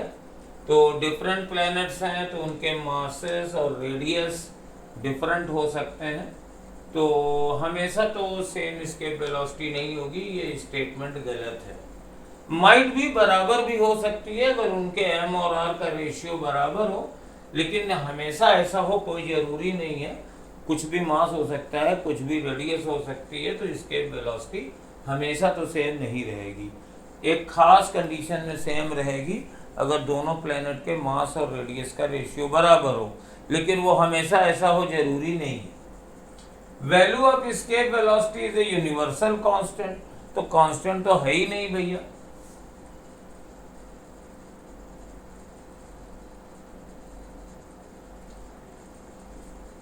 यूनिवर्सल कांस्टेंट तो नहीं है, बदल रहा है, तो दोनों स्टेटमेंट गलत हैं।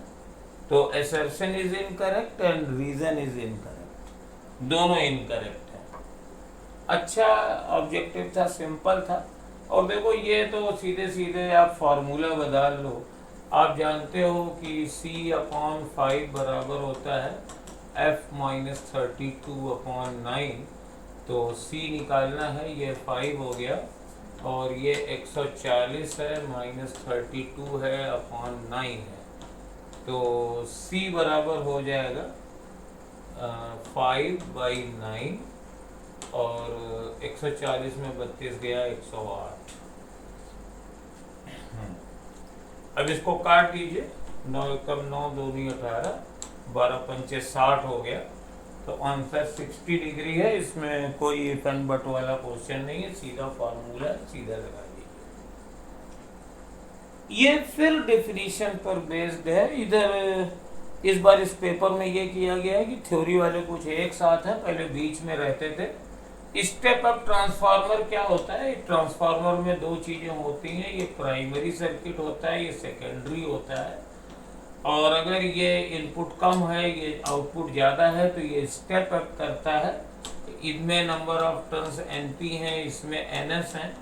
तो NP अपॉन NS बराबर होता है EP अपॉन ES। ये फार्मूला जानते हैं। तो अगर स्टेप अप है तो ES ज़्यादा होगा, EP कम होगा तो NS ज़्यादा होगा, NP कम होगा तो NS ग्रेटर देन NP हो जाएगा। और ये हमेशा सही रहेगा। ये भी गलत है, बाकी सब स्टेटमेंट गलत हैं। तो इसमें कोई भी मतलब बड़ा सिंपल क्वेश्चन था, ये सभी बच्चों ने कर लिया होगा। आई डोंट थिंक इसमें कुछ होगा। ये फॉर्मूला पूछ दिया गया है। प्योर इंडक्टर की एनर्जी हाफ Li² होती है, तो ये फोर्थ वाला हो गया। और प्योर कैपेसिटर की हाफ CV² होती है। ये आप सबको फार्मूले याद होने चाहिए। इलेक्ट्रिक फील्ड की एनर्जी डेंसिटी हाफ E² होती है। मैग्नेटिक फील्ड की एनर्जी डेंसिटी, ये एनर्जी डेंसिटी है, मतलब एनर्जी पर यूनिट वॉल्यूम, तो हाफ V² अपॉन μ0। तो फार्मूलों पे क्वेश्चन है।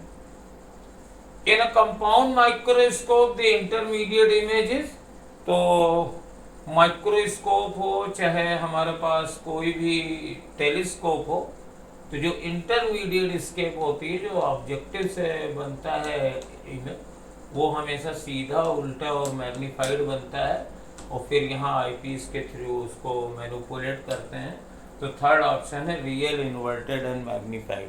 इसमें कोई बहुत बड़ी रॉकेट साइंस नहीं है कि आपको समझाया जाए कैसे होता है, क्या होता है। ये पूरी मैकेनिज्म से 20 पे कोई नॉलेज बेस्ड क्वेश्चन ले लिया गया है। बहुत सिंपल क्वेश्चन है। ये न्यूक्लियस वाले चैप्टर का क्वेश्चन है। और एक फार्मूला आप जानते हैं, radius of nucleus is equal to constant into mass number की पावर 1/3। और R0 की वैल्यू होती है 1.2 इंटू 10⁻⁻15 मीटर। तो हीलियम का मास नंबर 4 है और सल्फर का 32 है। तो radius of sulphur nucleus is larger than that of helium.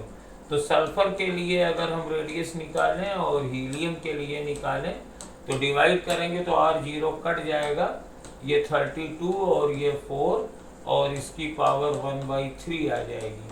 तो 8 की पावर 1/3 आ गई, जो कि 2 है। तो ये डबल होगी, सल्फर की रेडियस डबल होगी सल्फर के न्यूक्लियस की। ये एक फार्मूला है जो एक्सपेरिमेंट से निकाला गया है, सेमी इंपेरिकल फार्मूला इसे कहते हैं। और ये न्यूक्लियस की रेडियस निकालने के काम में आता है और इस पे क्वेश्चन भी बहुत ज़्यादा आते हैं। फंक्शन ऑफ रेक्टिफायर इज, तो रेक्टिफायर AC को DC में बदलने के काम में आता है। और रेक्टिफायर हुआ, एम्पलीफायर हुआ, ये सब डिवाइसेस हैं, आपको मालूम होना चाहिए कि क्या होगा। तो हमारे पास रेक्टिफायर है, मैं कुछ लिख देता हूँ आपको शायद काम में आ जाए। रेक्टिफायर AC को DC में बदलता है। जो आपके घर में इन्वर्टर होता है वो DC को AC में बदलता है। बेसिकली इन्वर्टर में दो फंक्शन होते हैं। ये डब्बा है, जब ये चार्ज होता है तो AC आती है, ये इसको इलेक्ट्रिक फील्ड में स्टोर करता है। और फिर उसके बाद जब बत्ती चली जाती है तो DC को AC में बदलता है। और इसके बाद जो एम्पलीफायर है ये पावर को इंक्रीज कराता है। और जो ट्रांसफार्मर है ये वोल्टेज को बढ़ाता है, घटाता है, लेकिन पावर कांस्टेंट रहती है। तो these are very small variations in different appliances, जो कभी कभी यूज भी पूछ लेते हैं। तो जब भी आप NCERT से जैसे रेक्टिफायर पढ़ें तो ये सब चीज़ें ध्यान में रखें। इसके बाद फिर एक असर्शन रीजन का क्वेश्चन है, not gate is also called inverter circuit. तो ये बिल्कुल सही बात है, ये बिल्कुल सही है। नॉट गेट को इन्वर्टर भी कहते हैं, और इन्वर्टर इसलिए कहते हैं कि अगर ये नॉट गेट लगा हुआ है तो अगर इनपुट 1 है तो आउटपुट 0 होता है, इनपुट 0 है तो आउटपुट 1 होता है। तो यहाँ पर इस केस में क्या होता है ना, ये इनपुट को असल में रिवर्ट कर देता है, तो इसलिए इसको इन्वर्टर भी कहते हैं।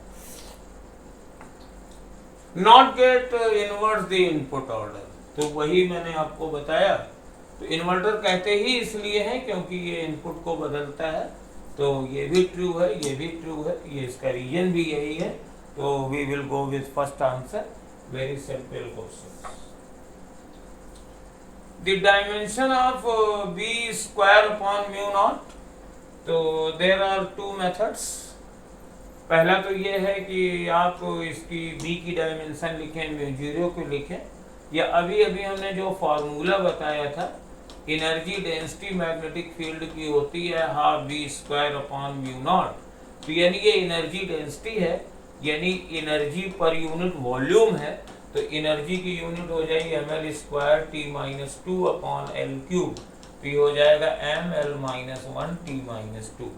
तो ml-1 t-2 थर्ड वन इसका आंसर है। बहुत इजी क्वेश्चन था अगर आपको ये याद है, अदरवाइज ये आपको थोड़ा लंबा लग सकता है। अगर आपको ये फॉर्मूला नहीं याद आता है मौके पे, तो फिर बी की डायमेंशन निकालनी पड़ेगी, परमेबिलिटी की डायमेंशन निकालनी पड़ेगी, तो then it will take time. अब आइए क्वेश्चन नंबर 42 पढ़ लीजिए पहले।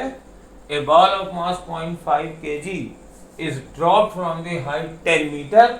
The height at which the magnitude of velocity becomes equal to the magnitude of the acceleration due to the gravity। तो ये मास दिया हुआ है और ये बॉल है, और ड्रॉप कर दिया जाता है 10 मीटर की हाइट से। तो ग्राउंड से इसकी हाइट 10 मीटर है। ये the height at which the magnitude of the velocity becomes equal to the magnitude of acceleration due to the gravity. तो ड्रॉप है मतलब इनिशियल वेलोसिटी 0 है, और हमें वो हाइट निकालनी है जिस पर इसकी वेलोसिटी की वैल्यू g के बराबर हो जाए। तो पहले तो ये वाली चीज निकाल लो फॉर्मूले से, v स्क्वायर बराबर u स्क्वायर प्लस 2gs। तो g स्क्वायर बराबर 0 प्लस 2g और s की वैल्यू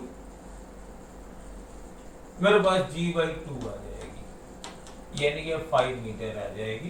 तो ये 5 मीटर है और ये टोटल हाइट 10 मीटर थी, तो ये हाइट भी 5 मीटर हो जाएगी क्योंकि h बराबर 10 - s। तो आंसर इसका 5 मीटर फर्स्ट आ जाएगा। सिंपल क्वेश्चन था, बढ़िया था, खाली लैंग्वेज का गेम था।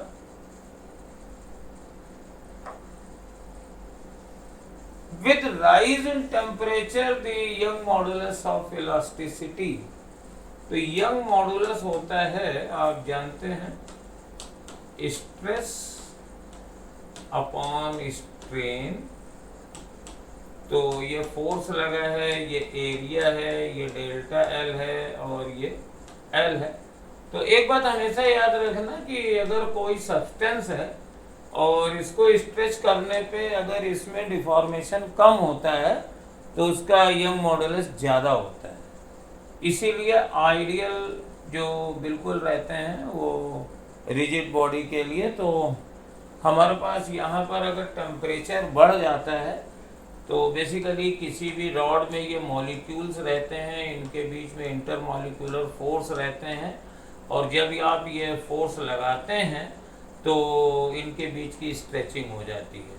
तो अगर आप टेम्परेचर बढ़ा देंगे तो क्या होगा, टेम्परेचर बढ़ा देंगे तो ये थोड़े दूर हो जाएंगे ड्यू टू द टेम्परेचर, और इनके बीच जो इंटरमॉलिक्यूलर फोर्स है वो भी कम हो जाएंगे। तब अगर आप इसको स्ट्रेचिंग फोर्स लगाएंगे तो वो ज़्यादा एलोंगेट होंगे। तो अगर मान लीजिए एक टेम्परेचर T1 है और एक टेम्परेचर T2 है, तो अगर आप सेम फोर्स उस बॉडी पे लगाएंगे at higher temperature and lower temperature, तो हायर टेम्परेचर पे एक्सपेंशन ज़्यादा होगा, और एक्सपेंशन ज़्यादा होगा तो यंग मॉडुलस घट जाएगा। और न इतनी फिलॉसफी जानना चाहें तो याद कर लीजिए, डाइलेक्ट्रिक कांस्टेंट और यंग मॉडुलस दोनों टेम्परेचर बढ़ाने पर घटते हैं। According to the law of equipartition of energy, the molar specific heat of a diatomic gas at constant volume, where the molecule has one additional vibrational mode. तो पहली बात तो डाइएटॉमिक गैस है, तो डाइएटॉमिक गैस के पास 3 translational degree of होती हैं, 2 rotational होती हैं, और अगर एक वाइब्रेशनल मोड है, वेरी इंपॉर्टेंट, एक वाइब्रेशनल मोड में जो एनर्जी होती है वो जैसे ट्रांसलेशनल मोड है तो 1 मोड के साथ RT/2 होती है एनर्जी, रोटेशनल में 1 मोड के साथ RT/2 होती है, लेकिन वाइब्रेशनल मोड में ये RT होती है, यानी 2RT/2 होती है। तो टोटल कितनी हो गई? 3 ट्रांसलेशनल, तो यानी 3RT/2 और 2 रोटेशनल, तो 2RT/2 और प्लस 1 वाइब्रेशनल, तो 1 वाइब्रेशनल के लिए 2RT/2। तो 3 2 5 2 7 7RT/2 एनर्जी हो गई, और चूंकि हमें स्पेसिफिक हीट निकालनी है तो T छोड़ देंगे, तो ये आंसर 7/2R आएगा। This is 7/2R। ये इंपॉर्टेंट है कि एक वाइब्रेशनल मोड में एनर्जी के 2 तरीके होते हैं, क्योंकि वाइब्रेशन जब होती है तो इसमें पोटेंशियल एनर्जी भी होती है और ट्रांसलेशनल एनर्जी भी होती है। Limiting force of static friction depends on the area of contact and independent of the material. तो ये बिल्कुल गलत है, क्योंकि एरिया के बारे में तो माइक्रोस्कोपिक एरिया पे डिपेंड करता है, मैक्रोस्कोपिक एरिया पे डिपेंड नहीं करता है, लेकिन बेटा मटेरियल पे तो डिपेंड करेगा ही। रबर और ग्लास के बीच में, ग्लास और ग्लास के बीच में, स्टील और ग्लास के बीच में ये सेम थोड़ी ना हो सकता है, तो मटेरियल पे तो डिपेंड होता है, तो ये गलत है। और limiting force of kinetic friction is independent of the area of contact and depend upon the material. तो ये सही हम लोग मानेंगे, क्योंकि जो एरिया कॉन्टैक्ट है एक्चुअल एरिया पे डिपेंड नहीं करता है। ये जो हमारे पास फोर्स है, अगर इसकी एटॉमिक थ्योरी पढ़ें तो माइक्रोस्कोपिक एरिया पे डिपेंड करता है, but the area which we observe from our eye, जो फिजिकल एरिया है, उस पर डिपेंड नहीं करता है। तो statement is incorrect and but statement second is correct. First इसका आंसर है। अगर आपके दिमाग में अगर हो कि जैसे मान लीजिए ये बॉडी रखी हुई है, तो अगर आप इसको नेकेड आई से देखें पुरानी थ्योरी से, तो ये थोड़ा थोड़ा ऐसे इसमें फ्लक्चुएशन होता है, और इसके नीचे अगर आप सरफेस बना लें तो ये कुछ इस तरीके के होता है। तो जो एरिया आपको कांटेक्ट में दिखता है वो ए है, लेकिन एक्चुअल जो एरिया कांटेक्ट में है वो ये पिन पॉइंट्स हैं। तो जो फ्रिक्शन फोर्स या कोफिशिएंट होता है वो इन माइक्रोस्कोपिक एरिया पे तो डिपेंड करता है, and this microscopic area depends upon roughness of the surface, but इस फिजिकल एरिया कांटेक्ट एरिया पे डिपेंड नहीं करता है। तो इंडिपेंडेंट लिखा है, और एरिया का मतलब वही एरिया है जो कांटेक्ट में रहता है। माइक्रोस्कोपिक एरिया की बात तो हमेशा एटॉमिक थ्योरी में होती है, तो ये वाला स्टेटमेंट सही है। अब आते हैं नेक्स्ट क्वेश्चन में। ये एक न्यूमेरिकल है, बढ़िया न्यूमेरिकल है। स्टोन ऑफ मास 900 ग्राम, तो पहले लिख लेते हैं मास 900 ग्राम है, tied to a string and moved in a vertical circle of radius 1 metre making 10 RPM. तो ये वर्टिकल सर्किल में घुमाया जा रहा है, और 10 आरपीएम का मतलब है कि 10 रिवॉल्यूशंस पर मिनट। तो 1 सेकंड में कितने हो जाएंगे? 10/60। Tension in the string when the stone is eight lowest point, तो सपोज ये बिल्कुल नीचे है, ये इधर v वेलोसिटी से जा रहा है, रेडियस r है, तो यहाँ पर फोर्सेस कौन कौन से लगेंगे देख लो। ये mg लगेगा, ऊपर टेंशन लगेगा, तो टेंशन माइनस mg बराबर mv² अपॉन r, तो टेंशन बराबर mg और प्लस mv² अपॉन r। अब mg दिया हुआ है 900 और g की वैल्यू इन्होंने कहा है 9.8 लो, और इसको इसमें तो बदलोगे ही, और प्लस 900 अपॉन 1000, और रेडियस तुम्हारी 1 मीटर दी है। ये बड़ा इन्होंने अच्छा किया। और v कैसे निकालेंगे? इससे v बराबर r ओमेगा, r 1 मीटर है और ओमेगा 2 पाई, और ये 1/6 है, तो 2 पाई/6 का स्क्वायर, 2 पाई/6 का स्क्वायर। अब इसको तुम्हें कैलकुलेट करना है, और इसको जब कैलकुलेट करेंगे तो ये 9.8 न्यूटन आ रहा है आंसर।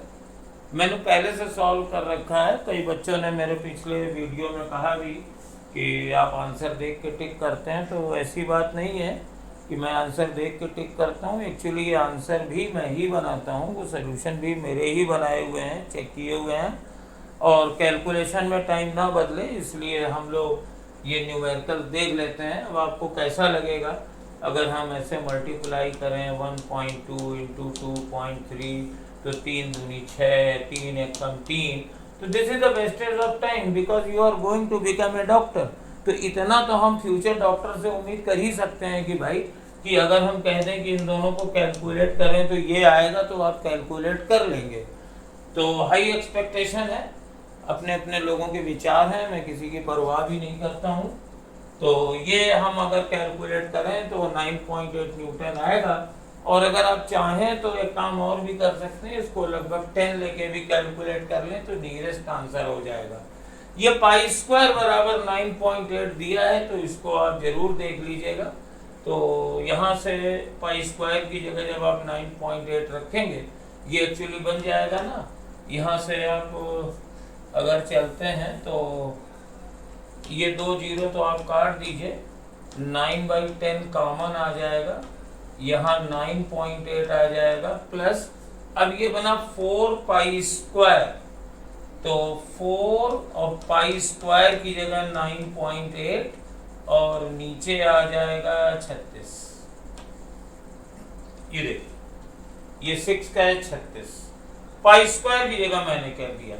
तो अब ये क्या बना, ये 9.8 फिर बाहर हो गया, ये 9.8 फिर बाहर हो गया, और ये 9/10 है, और ये 4 9 36, ये आ गया। तो ये 9/10 और 9.8 बाहर ले लो, और ये जो जोड़ोगे तो ये 10/9 आ जाएगा, तो 9.8 न्यूटन आ जाएगा। मैंने ला के भी दिखा दिया। मोस्ट ऑफ द केसेस हम लोग क्या करते हैं कि जब पेपर डिस्कस करते हैं तो सॉल्व पहले ही कर लेते हैं, तो इसमें कैलकुलेशन में टाइम बच जाता है। अब ये 47 है, the acceleration due to the gravity on the surface of earth is g, very good. Diameter of the earth reduced to half of this, diameter आधा कर दिया, मतलब रेडियस भी आधा हो गई, r से r/2 हो गई। Original value and mass remains constant, then acceleration due to the gravity on the surface of earth।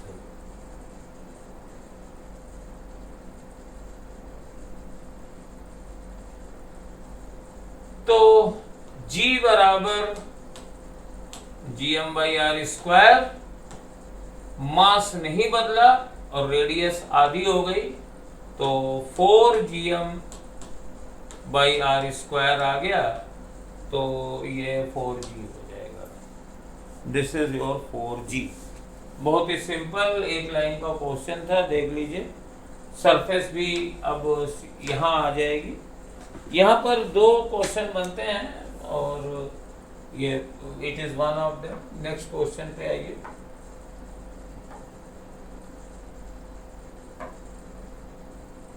था 48 हीट का क्वेश्चन है। 100 gram of iron nail is hit by 1.5 kg hammer striking at the velocity of 60 metre per second. तो ये कोई nail है और ये मेरे पास हथौड़ा है, ये 1.5 kg का है, ये 100 ग्राम की है और ये इसको हिट करता है 60 मीटर पर सेकेंड की स्पीड से। What will be the rise in the temperature of the nail if 1/4 of the energy of hammer goes into the heating the nail? तो ये यहाँ पे हैमर आ रहा है तो इसकी एनर्जी कितनी है, हाफ इंटू 1.5 इंटू 60 का स्क्वायर, ये इसके पास एनर्जी थी और हथौड़ा मारा गया खट, तो इतनी एनर्जी कन्वर्ट हो गई हीट में और 1/4 इसकी मिल गई नेल को, तो इसको 1/4 कर दिया। अब आयरन की नेल है, इसका मास 100 ग्राम है तो इसको केजी में बदल लीजिए 1000, ये जूल में है ये, और स्पेसिफिक हीट भी जूल में बदल लीजिए 0.42, और ये डेल्टा थीटा आप निकाल लीजिए इससे। और जब इसको आप कैलकुलेट करेंगे तो कैलकुलेट फिर वही चीज़ है, मैं आपको बता दूं कि इसका आंसर 16.07 डिग्री सेल्सियस आएगा। अब आप कहेंगे आपने आंसर देख के टिक कर दिया, तो भैया मैं सॉल्व करके लाया था, सॉल्यूशन भी बनाए हुए हैं तो मैंने देख लिया है। अब आप इसको सॉल्व करना है तो आप सॉल्व भी कर सकते हैं, ऐसी बात नहीं है। यहाँ से डेल्टा थीटा आप निकाल लीजिए, यहाँ से ये खाली 10 बचेगा, तो इसको जब कैलकुलेट करेंगे तो you will get the answer. ठीक है, आप चेक कर लीजिए, आंसर मिलेगा। इसके बाद आइए, ये SHM का क्वेश्चन है, ये दिया हुआ है 4v² बराबर 50 माइनस x², तो v² बराबर 1/4 और 50 माइनस x², तो v बराबर 1/2 √50 माइनस x²। अब टाइम पीरियड वेलोसिटी का फॉर्मूला SHM में ओमेगा √a² माइनस x², तो एम्पलीट्यूड की वैल्यू हमारे पास a²/50 है, तो ये 5√2 हो जाएगी, और ओमेगा की वैल्यू 1/2 है। और अगर टाइम पीरियड पूछ रहे हैं तो टाइम पीरियड हो जाएगा t बराबर 2π/ओमेगा 1/2, तो ये हो जाएगा 4π, और पाई की जगह आप रख दीजिए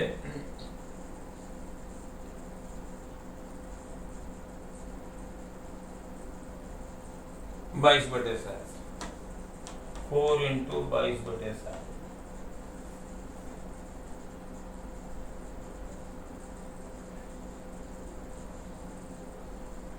तो ये हमारे पास आ गया 4 × 22/7, और कहते हैं कि ये हमारे पास टाइम पीरियड है, तो रखते हैं इसे। टाइम पीरियड मेरे पास आया है 22 चौक 88/7, और ये दिया हुआ है x/7, 7 कट गया, x की वैल्यू 88 आ गई। आजकल इस टाइप के ट्रेंड बहुत चले हुए हैं, तो ये थोड़ा सा अच्छा है। ऑसिलेटिंग मैग्नेटिक फील्ड दी गई है और एम्पलीट्यूड ऑफ इलेक्ट्रिक फील्ड, तो पहली चीज तो ये तो हमारे पास मैग्नेटिक फील्ड है, और 5 × 10⁻⁻⁶, और E/B की वैल्यू लाइट की स्पीड होती है, तो इसको 3 × 10⁸ से मल्टीप्लाई कर दीजिए, तो ये 15 × 10⁻² आ जाएगी, और यूनिट वोल्ट पर मीटर, ये फर्स्ट आंसर है। तो ये हमारा आज का पेपर था, काफ़ी इजी था। फिर हम लोग तो न्यूलाइट में आपके सारे क्वेश्चन के आंसर देने बैठे हैं, और कई बार कुछ बच्चे जिनका पेपर अच्छा नहीं होता है तो वो ब्लेम कर देते हैं कि पेपर अच्छा नहीं था। अरे भाई, जो NTA का पेपर आ रहा है वो कभी कठिन आएगा, कभी सरल आएगा। 21 का बहुत कठिन था, उसके बाद 22 का काफ़ी सरल था, 23 का भी सरल था, तो थोड़ा बहुत तो होता है। तो हम लोगों की कोशिश रहती है कि फॉर्मेट के हिसाब से चलें, तो ये हमने आपके लिए ये इस पेपर का फॉर्मेट बना दिया है, जिससे आप ये ना कह सकें कि पेपर इनबैलेंस था। ये यूनिट 1 का मतलब है फर्स्ट ईयर की किताब, इसमें मैकेनिक्स है।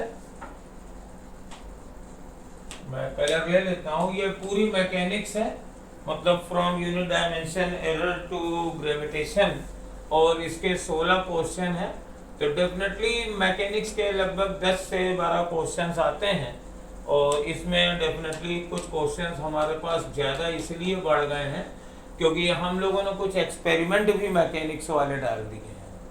ये यूनिट सेकेंड है प्रॉपर्टीज, इसके 2 क्वेश्चन है। ये heat and thermodynamics kinetic theory है, इसके 4 कोर्सेज हैं। और ये ऑसिलेशन एंड वेव है, इसके 2 हैं। तो थोड़ा बहुत वेरिएशन बस यही का है हमारे पास कि इस ऑसिलेशन और वेव के, ऑसिलेशन के खुद ही 2 क्वेश्चन होते हैं, वेव का पिछली बार तो कोई क्वेश्चन नहीं था, तो इसके हिस्से के 1-2 क्वेश्चन इसमें चले गए हैं। और कुल मिला के ये फर्स्ट ईयर का टॉपिक था, इसके 24 क्वेश्चन है। और फिर ये इलेक्ट्रोस्टैटिक और करंट इलेक्ट्रिसिटी के 6 क्वेश्चन है। मैग्नेटिज्म यानी फ्रॉम बायो-सेवर्ट लॉ से लेके एसी तक के 8 क्वेश्चन है। और ये मेरे पास ऑप्टिक्स के 5 हैं और मॉडर्न फिजिक्स के 7 क्वेश्चन है। मॉडर्न फिजिक्स के भी 7 तो 8 क्वेश्चन 7 to 8 आते हैं। 12 के टोटल 26 हैं। पेपर देखेंगे तो 2 क्वेश्चन इसमें एक्सपेरिमेंटल बेसिस के भी हैं। तो कुल मिला के ओवरऑल इसका जो वेटेज है वो हम लोगों ने वही 23-22 सिलेबस के आसपास रखा है। और हमेशा तो वेटेज बदलता है, 22 का वेटेज वो नहीं था जो 23 का था, जो 21 का था वो कुछ और था, तो हम लोग उसी के आसपास रखते हैं। तो इस हिसाब से पेपर बिल्कुल बैलेंस था और कोई सिंपल को बहुत कठिन भी नहीं था। और उम्मीद करते हैं आप लोगों के जिनका पेपर अच्छा हुआ होगा वो 150, 160, 170 तक ला सकते हैं। It was not so easy, 180 is difficult job क्योंकि इसमें कुछ न्यूमेरिकल्स थे। तो आई होप आपका पेपर अच्छा हुआ होगा। आप लोगों को बहुत बहुत शुभकामनाएं पेपर के लिए और आशीर्वाद। फिर नेक्स्ट पेपर के डिस्कशन में मिलते हैं, तब तक थैंक यू।